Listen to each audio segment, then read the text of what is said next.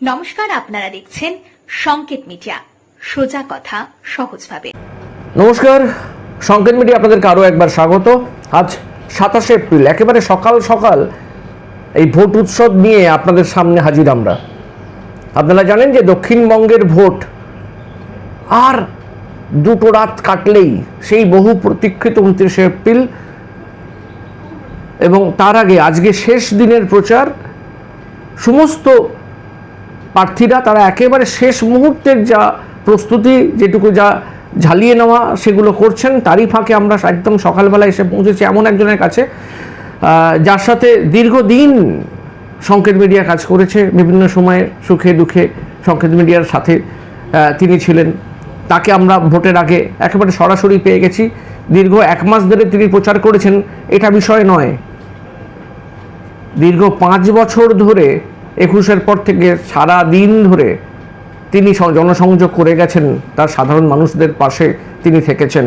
এবং এভাবেই গত 5 বছর ধরে করেছেন। আলাদা করে বললাম কারণ গত 5 বছর তিনি ছিলেন মন্ত্রী থাকা সত্ত্বেও তিনি তার এলাকাতে একেবারে হাতের তালুর মতো তার এলাকাকে চেনেন।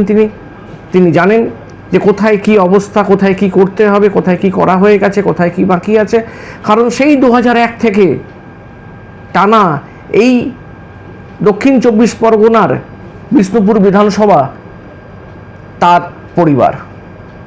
2001 থেকে তিনি বিধায়ক, মাঝে 2006 বাদ দিলে 4বারের বিধায়ক, 1বারের মন্ত্রী, এবং 5মবারের জন্য বিধায়ক হওয়ার জন্যে হয়তো সেটাও বা শুধুমাত্র সময়ের অপেক্ষা। কিন্তু 4 তারিখের পরে তিনি হয়তো 5মবারের জন্যেই বিধায়ক হয়ে যাবেন, এমনটাই আমাদের সার্ভেতে উঠে এসেছে। দিলীপদা, আপনাকে সংকেত মিডিয়ায় স্বাগত। আমি সংকেত মিডিয়াকে শুভেচ্ছা জানাই, স্বাগত জানাই। দাদা, ভোটের একেবারে শেষ মুহূর্ত, ভালো ছাত্র হিসেবে পড়াশোনা করেছেন, 29 তারিখ ভোট, কি মনে হচ্ছে? আমরা তো সারা বছর মানুষের সঙ্গে থাকি, সুখ দুঃখে, যে কোনো বিষয়ে, খেলাধুলা থেকে আরম্ভ করে, উৎসব থেকে আরম্ভ করে, সব ধর্মের উৎসবে, রক্তদান থেকে আরম্ভ করে, যে কোনো কীর্তন থেকে, যা সামাজিক ব্যাপারে মানুষের সঙ্গে থাকা যায় তাদের মধ্যে আমি একজন, সেটা তারা যেন ভেবে নেয়, এই হিসেবে আমরা কাজ করেছি এবং উন্নয়নও আমরা করেছি। শুধু ওই যোগাযোগ করা রাখা এটা তো নয়, এমনভাবে মানুষের সঙ্গে সংযোগ আমরা রেখেছি, তার সাথে উন্নয়নও আমরা করেছি।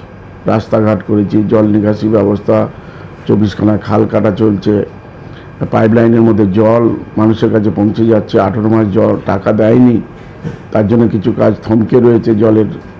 আবার যে সমস্ত জায়গায় আমরা আমাদের আপার প্রাইমারি আমরা এনেছিলাম 23খানা, সেখানে আপগ্রেড করে হাই স্কুল হয়েছে।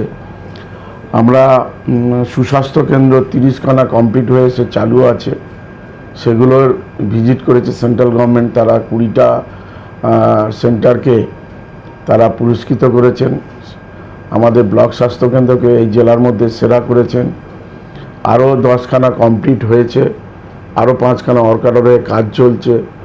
এবং তার সাথে সাথে এখানে যে ডেভেলপমেন্ট, বিভিন্ন হাই রাইজ বিল্ডিং থেকে বিভিন্ন রকমের যে হচ্ছে, তাতেও ছেলেরা ইনভলভ হচ্ছে। অনেক কলকারখানায়ও যতটুকু আছে তাদের মধ্যে তাদের ইনভলভ করানো হচ্ছে, যাতে বেকারদের কিছু সমাধান হয়, সে চেষ্টা চলছে। আর এদিকে চাষবাসের জন্য যেমন আমরা খাল কেটেও দিয়েছি, তার সাথেও জল নিকাশির যে অসুবিধা হতো, অনেক সময় জল উঠে পড়তো, সেটা আর জল উঠবে না, এটা আমরা গ্যারান্টি দিয়ে বলছি। তাই আমাদের আগামী দিনে যেটা সবচেয়ে বড় ইচ্ছা, 2টো থানা আগে তৈরি করা। টাকা এসে গেছে, 2টো জমিও দিয়েছি, সেই থানা 2টো তৈরি হবে। তারপরে আমাদের টিএম ব্লক, যেটা ঠাকুরপুর মহেশতলা ব্লক, খুব ছোট জায়গায় আছে আমাদের চৌরাস্তায়, সেটাকে আমরা হাঁসপুকুরে এখানে নিয়ে আসবো। সেখানে জায়গা দেওয়া হচ্ছে, আমাদের নেতা বলেও গেছেন। আমরা 4 লেনটাকে যাতে কিভাবে আরও সুন্দর করা যায়, সেন্ট্রাল গভর্নমেন্টের সাথে আমাদের মাননীয় সাংসদকে আমরা আবেদন করব যাতে এটা ঠিকঠাক হয়, কারণ এই রোডের উপর অনেক চাপ। তারপর গঙ্গাসাগর ব্রিজ হয়ে গেলে এর উপর আরও অনেক চাপ হয়ে যাবে। সেই জায়গাটা এটা 4 লেন হওয়া খুবই দরকার আছে, সেটাও চেষ্টা হবে। একটা সরকারি কলেজ যাতে হয়, আর একটা স্টেডিয়াম, আর একটা ইলেকট্রিক চুল্লি, আর ঘরে ঘরে আমরা পানীয় জল পৌঁছে দেবো, এটা আমাদের প্রতিশ্রুতি। এবং এই বিষ্ণুপুর একটা ফুলের মতন সেজে উঠবে, যেভাবে ডেভেলপমেন্ট হচ্ছে, যেভাবে মানুষও তার উপকার পাচ্ছে, সমস্ত মানুষকে সঙ্গে নিয়েই আমরা কাজটা করছি। দাদা, পশ্চিমবঙ্গে যেসব বিধানসভার দিকে পাখির চোখ রয়েছে মানুষের, তার মধ্যে বিষ্ণুপুরে একটা, কারণ বিষ্ণুপুর হচ্ছে ডায়মন্ড হারবার মডেল অভিষেক বন্দ্যোপাধ্যায়, তার মধ্যে একটি বিধানসভা। এবং সর্বোপরি অভিষেক বন্দ্যোপাধ্যায় তিনি এখন দলের একদম সামনের সারিতে চলে এসেছেন, তিনি প্রধান ভূমিকা নিচ্ছেন, তার অন্যতম সেনাপতি আপনি। লোকসভা ভোটে তাকে জেতানো থেকে আরম্ভ করে সর্বত্র তার সাথে আপনার একটা সুন্দর সম্পর্ক রয়েছে। কি এটাকে কিভাবে বলবেন, ব্যাখ্যা করবেন? সেনাপতি কিনা আমি জানি না, আমার যতটুকু ডিউটি দেয়, যতটুকু কাজ করতে বলে, যেভাবে কাজটা করতে বলে, আমি সেটাকে সুন্দরভাবে সেটাকে কাজ করে বা আমার চিন্তাভাবনার মধ্য দিয়ে আরও কীভাবে সুন্দর করা যায় সেটার চেষ্টা করি। এবং তার সঙ্গে আমার যথেষ্ট একটা আমাকে রেসপেক্ট করে, আমিও তাকে রেসপেক্ট করি। এই সম্মান দেওয়ার মধ্য দিয়েই আমরা সম্মানিত আছি এবং আগামী দিন আরও বড় বড় কিছু কাজ হবে এবং তার কাছে আমাদের আশা আছে। দাদা, এই 5 বছর আপনি মন্ত্রী ছিলেন, বিভিন্ন সময় দেখা গেছে যে মন্ত্রিসভার রদবদল হয়েছে, অনেকেই সরে গেছেন, অনেকের দপ্তর চেঞ্জ হয়েছে, কিন্তু আপনাকে কিন্তু একই দপ্তরে আমরা 5 বছর ধরে দেখেছি। কি বলবেন? এটা আমার 5 বছর আরও অভিজ্ঞতার বাড়লো, বেশি সময় ধরে একটা দপ্তরে থাকলাম, সেই জায়গাটা আমার যে কোনো কাজ করতে সুবিধা হবে। বা আমি বিভিন্ন জায়গায় ভিজিট করেছি, যেগুলো আগে এই পরিবহন দপ্তরের অনেক বদনাম ছিল, সেই বদনামটা আমরা অন্তত আমরা দুজন মিলে আমাদের যারা সরকারি অফিসার তাদেরকে নিয়ে আমরা সুন্দর করে একটা স্বচ্ছ জায়গা, সততার জায়গা এবং এখান থেকে ইনকামেরও জায়গা আমরা তৈরি করে দিতে পেরেছি। হ্যাঁ, এটা ঠিক কথাই, কারণ পরিবহন দপ্তরের একটা লোকসানের একটা সবসময় একটা কথা উঠতো এবং বিভিন্ন দুর্নীতির কথা উঠতো, সেটা বোধহয় অনেকটাই কমে গেছে। আমরা অনেক স্বচ্ছতার জায়গায় এনে দিচ্ছি এবং 4,500 কোটি টাকা আমরা ট্যাক্স আমরা তুলে দিই। আমাদের যেটা স্বশাসিত কিছু যেগুলো আছে, ডব্লিউবিটিসি, তারপরে আছে সিএসটিসি, এইগুলো সারফেস ট্রান্সপোর্ট, এগুলো কিছুটা লস আছে, তাদের মেনটেনেন্সের ব্যাপার আছে, তাদের আছে। তাই আমরা বলেছি যে আমরা 4,500 কোটি টাকা তুলে দিই, তার মধ্যে দিয়ে অন্তত 30 কোটি টাকা যদি দেয় বা মাসে 2 কোটি টাকা করে, তাহলে আমরা আমাদের এই ডিপার্টমেন্ট আরও সুন্দরভাবে করে নেব। এটা আগামী দিন যদি সুযোগ হয়, সম্ভব হয়, আমরা আমাদের সাংসদ, আমাদের প্রিয় নেতাকে বলে আমরা সেটাকে করতে পারবো বা দিদির কাছে আমরা বলবো। দাদা, এসআইআর নিয়ে তো সাধারণ মানুষের উপর একটা হয়রানি হলো দীর্ঘদিন ধরে, তার কি সুফল আপনাদের দল এই ভোটে 29 তারিখ আপনি বা আপনার দল পাবে? দেখতে পাচ্ছি, কারোর ভাই নাম কেটে গেছে, কার ছেলের নাম কেটে গেছে, তার কার বৌমার নাম কেটে গেছে, কার মায়ের নাম কেটে গেছে, কার বাবার নাম কেটে গেছে। এই যে একটা সাধারণ মানুষের ওপর হেনস্থা, অসহ্য যন্ত্রণা, তাদের দুশ্চিন্তার মধ্যে অনেক মানুষ মারা গেছে, এই ক্ষোভটার বহিঃপ্রকাশ হবেই। ওরা বাংলাকে জানে না, বাংলার সেন্টিমেন্টে ঘা দেওয়া হয়েছে, বাংলার মনীষীদের অসম্মান করা হচ্ছে, বাংলা ভাষার ওপর অত্যাচার, বাঙালিদের ওপর অত্যাচার, বঞ্চিত। আমরা 2 লক্ষ কোটি টাকা পাও না, 6.5 লক্ষ কোটি টাকা এখান থেকে তুলে নিয়ে গেছে। ঘরের টাকা দেয়নি, মাটি কাটার টাকা দেয়নি, রাস্তার টাকা দিচ্ছে না, জলের টাকা দিচ্ছে না, সমস্ত দিক দিয়ে বাঙালিকে বঞ্চিত করছে। এই যে বঞ্চনার শিকার আমরা, তাই আমরা মানুষকে আমরা বলেছি যে এত বঞ্চনার পরেও মমতা বন্দ্যোপাধ্যায় আজকের মাথা নত করেনি। আমরা কাজ করে চলেছি, আপনাদের পাশে আছি, আপদে বিপদে। এসআইআর মাধ্যমে তিনি নিজে সুপ্রিম কোর্টের সওয়াল করেছেন, এই জায়গা থেকে আমরা মানুষকে অন্তত বোঝাতে পেরেছি। প্রচার কেমন হলো? প্রচার খুব সুন্দর, সব অঞ্চলে 2-3টে করে আমরা র্যালি করেছি, বিভিন্ন সমিতিভিত্তিক মিটিং করেছি, স্ট্রিট কর্নার করেছি, মানুষের কাছে যতটুকু পৌঁছে যাওয়ার সেগুলো আমরা দিচ্ছি। 10,000 বই আমি যে 5 বছর উন্নয়ন করেছি সেটাও আমরা পৌঁছে দিয়েছি এবং আমাদের আগামী দিনের প্রতিশ্রুতি কী সেটাও আমরা দিয়েছি। মমতা বন্দ্যোপাধ্যায়ের যে অঙ্গীকার, সেই অঙ্গীকারগুলোও মানুষকে জানিয়েছি। এই জায়গা থেকে আমরা জানি আমাদের সুফল হবে। আপনার মতো কিছু কিছু প্রার্থীর ক্ষেত্রে আমার এটা মনে হয়, একদম একান্ত ব্যক্তিগতভাবে মনে হয় যে আপনাদের মতো কয়েকজন যারা সারা বছর কাজ করেন, যদি প্রচার নাও করতেন, জয়টা কি কোথাও অসুবিধে হতো? জয় তো সুনিশ্চিত ছিলই না, একটু তো এই সময়টা সবাই মানুষ চায় আমাদের কাছে আসুক। আপনি তো সারা বছরই চান। থাকি, তবুও চায়। সব দিন থাকলো, পুজোর দিন থাকলো না, কেমন হয় না? আচ্ছা, সেই রকমের একটা ব্যাপার। তারা চায় যে আমাদের প্রার্থী, প্রিয় প্রার্থী যেন আমাদের কাছে আসে একবার, যেমন বলে সবাই এবারে দেখতে চাই বা একটা আশীর্বাদ করতে চায়। তারা আমাদেরকে শুভেচ্ছা জানাতে চায়, এই জায়গাটার একটা বন্ধন তৈরি হয়ে গেছে।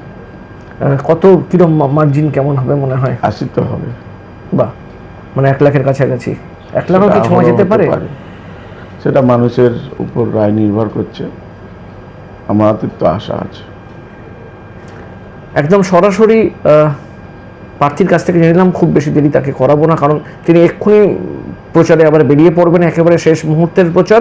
একেবারে জিতে এলে তিনি কি করবেন তার একদম হিসেব খতিয়ান পরিষ্কারভাবে তুলে ধরেছেন, এবং বিগত সময়ে তিনি কি করেছেন সেটা তিনি কতটা বললেন তার থেকেও বড় বিষয় সেটা তো দৃশ্যমান। আমরা সবাই দেখেছি, বিভিন্ন সময় আমরা 5 বছর ধরে দেখেছি, তার আগেও দেখেছি যে তিনি কিভাবে বিষ্ণুপুরের বাসিন্দাদের জন্য, বিষ্ণুপুরবাসীর জন্য তিনি লাগাতার দিনলস প্রয়াস করে। আরও অনেক, আমরা যেমন হাইম্যাক্স লাইট 500-র উপর লাগিয়েছি, 6খানা বড় বড় ব্রিজ আমরা বানিয়ে দিয়েছি, প্রচুর আমরা কাজ করেছি। এবং আমাদের পাড়া আমাদের সমাধানে প্রতিটা বুথে 10 লক্ষ টাকা করে খরচ হয়েছে। প্রায় এই বিধানসভায় 30 কোটি 40 লাখ টাকা খরচ হয়েছে।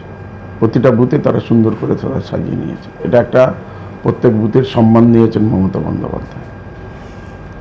শুনতেই পেলেন, আপনারাই ভাববেন যে এরপরেও অন্য কিছু ভাববেন, নাকি আরও বেশি উন্নয়নের কথা ভাববেন, আপনাদের আরও বেশি সুযোগ সুবিধা ভালো থাকার জন্যে ভাববেন। সময় বলবে। 29 তারিখ আমি খালি একেবারে শেষে গিয়ে একটাই ওনাকে আমার নিবেদন বা আবেদন করব যে আপনি একটু বলবেন যাতে করে ভোট শান্তিপূর্ণ হয়। আমরা চাই ভোট উৎসব, ভোট যুদ্ধ নয়। ভোট না, এটা গণতন্ত্র, গণতন্ত্রে ভোট হচ্ছে আমাদের প্রধান হাতিয়ার। একটা মানুষের কাছে একটা রায়ের বা তাদের অভিপ্রায় কাকে চাইছে, সেই জায়গায় অশান্তিটা কেন হবে? আমরা চাইব শান্তিপূর্ণভাবে ভোট হবে, যে যার প্রার্থীকে তার পছন্দের প্রার্থী।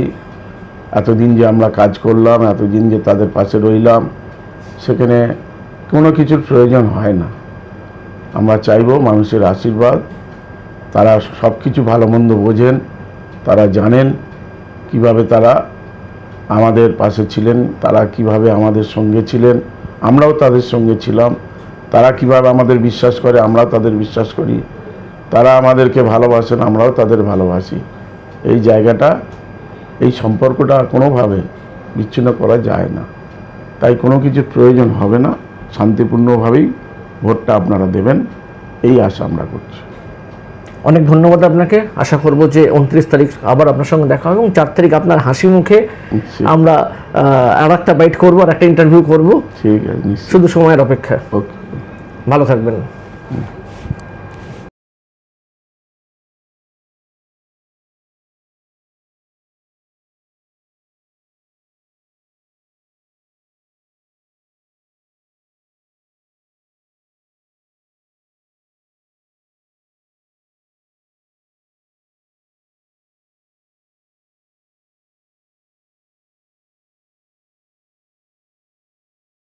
Subscribe our channel.